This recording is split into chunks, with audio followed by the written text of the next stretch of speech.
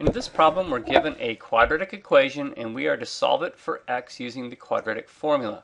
The quadratic formula is a formula that can be used to solve anything of the form ax squared plus bx plus c equals 0.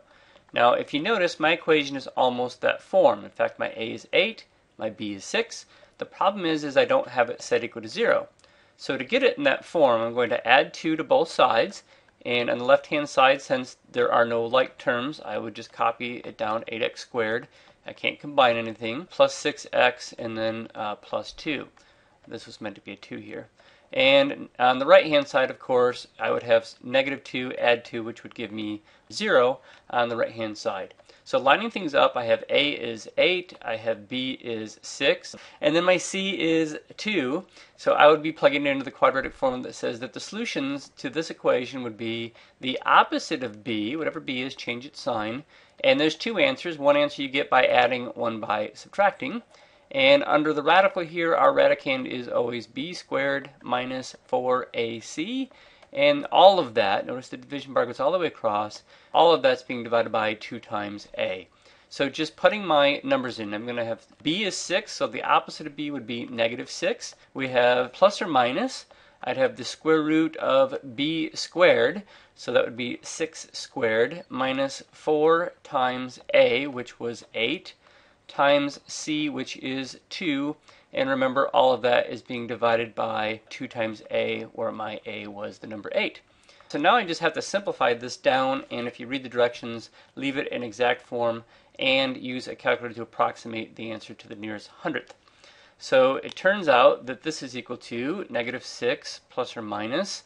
Under here, you would get that 6 squared is 6 times 6, or 36. Positive times a positive is a positive, but then you're multiplying by negative 4, so that's going to come out to be a negative result. 4 times 8 is 32, and 32 times 2 is 64. So I get this, and in my denominator I have 2 times 8 is 16. Simplifying further, I have under the radical, we call that the radicand, I'm going to be left with a negative result. 36 subtract 64 happens to be negative 28. When you have a negative under a radical, there is a solution here. It just involves imaginary numbers. In fact, this whole thing here is what's called a complex number. So in a former class, you might have learned that you can't have the square root of a negative, so no solution does not exist. But at this stage, you know that we can deal with square roots of negatives, and we defined, in fact, the square root of a negative 1 to indeed be just by definition only that is the imaginary number I. I just want to look at that part there that has the square root of negative 28. So it turns out the square root of negative 28 can be written as the product of 3 things, and I want one of those things to be a perfect square. So to do a standard simplification here, I'm looking for a number that divides into 28 evenly that is a perfect square, and I would want the biggest of them. So here are some examples of what are perfect squares. Some perfect square numbers would be 4, 9, 16, 25, and to get this list, all I'm doing in my mind is taking 2 and squaring it, 3 squared, 4 squared, 5 squared, 6 squared. So the idea is, what is the biggest number in this list that would divide into 28 evenly? And 36 doesn't go into 28 evenly, 25 doesn't, etc. So basically 4 is the biggest perfect square number that goes in evenly. And the fact that 4 divides 28 evenly means that it's a factor, that we can write 28 as 4 times something. In fact, let me write 28 as 4 times 7, but because it comes out to be a negative result, we're going to multiply by negative 1. So there's a property that says as long as you don't have 2 of these things being negative, that you could break this down as the square root of 4 times the square root of 7, and then times the square root of negative 1. And again, this is legal, so to speak, as long as only one of them is negative. So we have the square root of 4 comes out nice. That was the whole purpose of writing it this way. It comes out just to be the number 2. And then you have the square root of 7. And then by just definition, the square root of negative 1 is I. So I just make that substitution. Where I see the square root of negative 1, I write I. So if you let me just take this piece right here and replace it with what I found it to be, I'd have negative 6, the plus and minus case, and then I'd have the square root of negative 28 can be written as 2 times the square root of 7 times I. Personally, I like to put the I to the left of the radical. Remember, with multiplication, It's commutative, you can write it any order you want, but you can write it the I here as long as you put this little line here indicating that the I is not under the radical. So what I had in my denominator, don't forget, was 16. To simplify my answer further, because complex numbers typically to be in simplified form are regarded to be only in simplified form if you put it in the a plus bi form.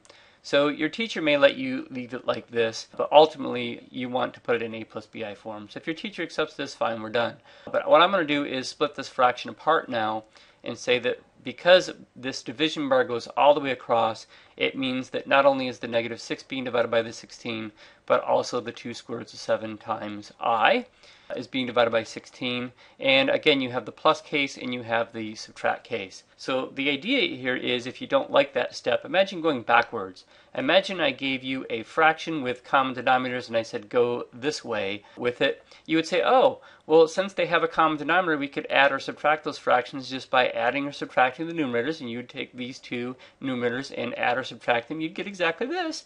And what also is true is you would be just copying the common denominator. So you're probably used to adding fractions, not splitting them apart, but this is one way to do it. So if you did that, you might notice that we could simplify one step farther, because 6/16 can be simplified as, let me cut this in half and cut that in half. So it'd be negative 3 over 8. And then I'd have plus and minus 2/16, because 2 goes into both of those, could be written as 1 over 8. In fact, since it's 1 over 8, I wouldn't even have to write the 1, but there it is, 2/16 is 1/8. So I would have my answer like this. I have negative 3/8 plus or minus the square root of 7I over 8. And if you really want to make it look like a plus bi form, now written this way, you could line it up with a plus bi and you'd have your two solutions.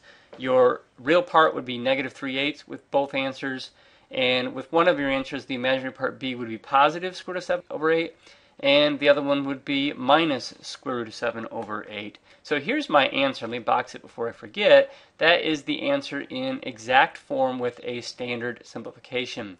Now, to get a decimal approximation of the nearest hundredth, I'm going to have to go to my calculator and get a decimal approximation for negative 3/8, and that would be to the nearest hundredth, negative 0.38. Because that digit is 5 or bigger, this would round up to an 8, so it would be negative 0.38. And then I have no idea what the square root of 7 over 8 is, so hit second, the x squared key to get a square root, type in 7. You're going to want to use a right parenthesis to let the calculator know that the division by 8 is not under the radical. And I get that to 2 decimals. Remember, we're supposed to round to the nearest hundredth, which is the second decimal place. Because the third decimal place is less than 5, I need not round this up. So it's just going to be 0.33. So let me go back and write this answer here like that. So negative 3/8 came out to be negative 0.38. And I have plus or minus, and then this came out to be approximately 0.33, and don't forget you have the I there. So this would be the complex answer rounded to the nearest hundredth.